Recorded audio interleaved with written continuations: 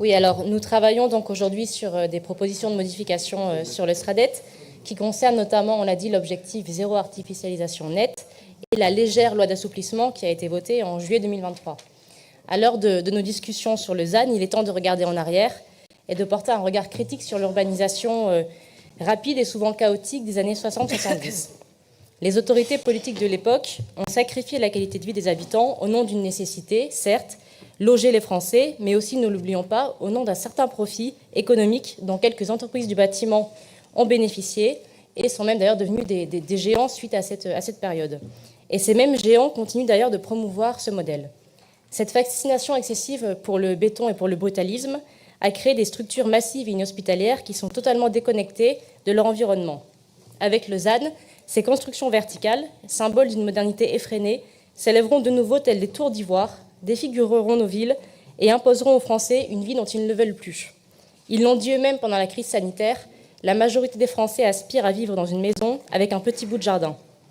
Nous sommes d'accord, oui, il faut réfléchir à l'urbanisme de demain, mais il faut reconnaître les erreurs du passé et surtout ne pas les reproduire. Nous devons privilégier la promotion d'une architecture intégrée à son environnement. Sur le projet de parc photovoltaïque Oriseo de Socats, nous le rappelons, nous y sommes fondamentalement opposés. Ce projet de parc géant de 680 hectares de panneaux est un scandale absolu, à tel point que l'Assemblée nationale a décidé de limiter à 25 hectares la taille des futures installations solaires en forêt. Même si ce projet a été revu à la baisse, 1100 hectares devront être défrichés pour le réaliser. Nous soutenons pleinement tous ceux qui s'opposent à ce projet et qui auront l'occasion de le dire lors de l'enquête publique. Sur le ZAN, il y a également un autre sujet d'inquiétude. Nous avons vu il y a quelques jours le député Jean-François Portarieux, qui a pourtant voté en faveur du ZAN, s'alarmer du manque de foncier pour développer l'industrie aéronautique. L'aéronautique n'est en effet pas compris dans l'enveloppe des 100 000 hectares qui a été dégagée pour les projets d'intérêt national. On voit donc que le ZAN entre nécessairement en contradiction avec l'ambition affichée d'Emmanuel Macron de réindustrialiser la France. Enfin, le ZAN empêchera de revitaliser les territoires ruraux, ce qui est pourtant essentiel pour désengorger les villes, qui concentrent aujourd'hui beaucoup de problématiques.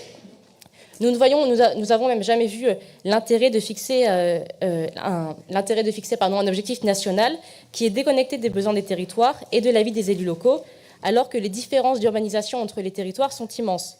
On le voit bien avec la carte qui est dans le petit bouquin que vous nous avez laissé sur la table. La différence de consommation foncière entre les territoires est immense. Les enjeux ne sont pas les mêmes sur le littoral, dans les métropoles et dans la ruralité. On voit que vous avez commencé une territorialisation, mais celle-ci n'est pas suffisante. Nous ne doutons pas que vous soyez plutôt favorable à cet objectif, puisqu'avant même que la loi soit votée, vous aviez inscrit dans le SRADET l'objectif de réduction de 50% de la consommation d'espace d'ici à 2030. Nous, de notre côté, nous y sommes résolument opposés, puisque nous défendons un autre modèle qui est à la fois respectueux des terres agricoles et naturelles, mais qui prend aussi en compte la qualité de vie des Français. La sobriété foncière ne doit pas nécessairement être synonyme de zéro artificialisation. Merci. Madame